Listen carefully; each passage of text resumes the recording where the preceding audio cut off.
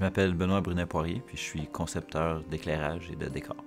Le tout vraiment a commencé au secondaire. Je veux dire, moi, je suis allé à l'école secondaire publique de La Salle, où j'ai fait 4 ans en concentration théâtre. C'est-à-dire, à tous les jours de l'année, on fait du théâtre.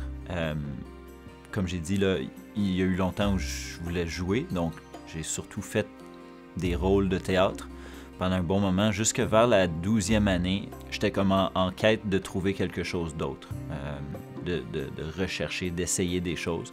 Et c'est là où j'ai comme un peu trouvé la technique. Un peu par hasard, on avait besoin de faire un peu de technique dans notre spectacle de théâtre.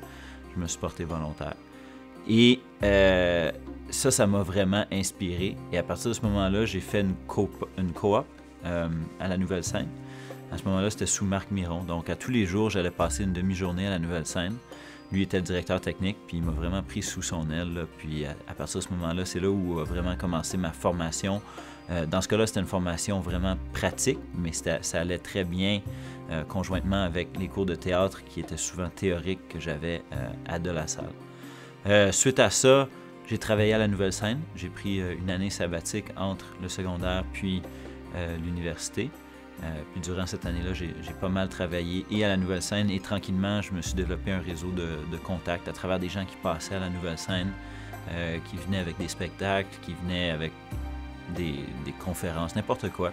Toutes sortes d'événements qui se passaient là. Ils travaillaient avec moi, ils se disaient « Ah, c'est le fun, on a aimé notre expérience, on aimerait peut-être ça te engager. » Donc, tranquillement, il y avait un réseau qui se bâtissait. Puis, ensuite, je suis allé à l'Université d'Ottawa en spécialisation approfondie en théâtre. Souvent, ça prend pas de la technologie pour faire un résultat artistique, ça prend juste une idée. Des fois, il faut passer par la technologie pour la réaliser, mais j'essaie de pas partir de la technologie comme point de départ. C'est-à-dire que j'aime pas travailler de manière à me dire « Ok, je viens de recevoir une bébelle électronique, comment est-ce que je l'intègre à mon show? » C'est plutôt l'inverse. C'est j'ai une idée, j'ai besoin de faire quelque chose qui va avoir l'air de ça, qui va avoir tel mouvement ou qui va faire tel effet. Comment est-ce que je le fais? Et là, de trouver la technologie qui vient m'appuyer là-dedans.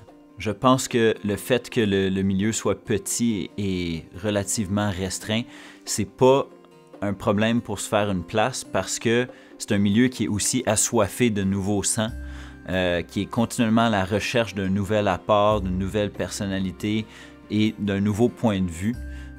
C'est ce que j'ai pu remarquer, là, surtout au cours des 2 dernières années. Là, disons, il y a vraiment un renouveau, une nouvelle génération de comédiens, comédiennes, une nouvelle génération de concepteurs.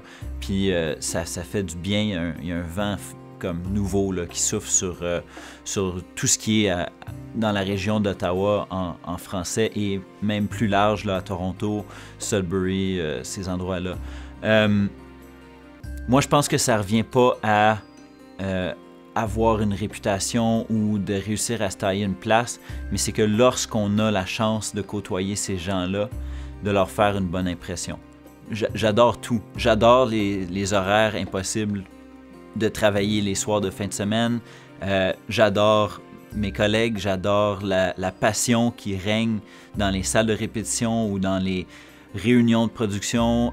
J'adore les défis, j'adore le fait que souvent, on travaille avec des petits budgets, des petits moyens, faute de subventions, surtout dans les temps politiques présents. J'adore tous les aspects de mon travail.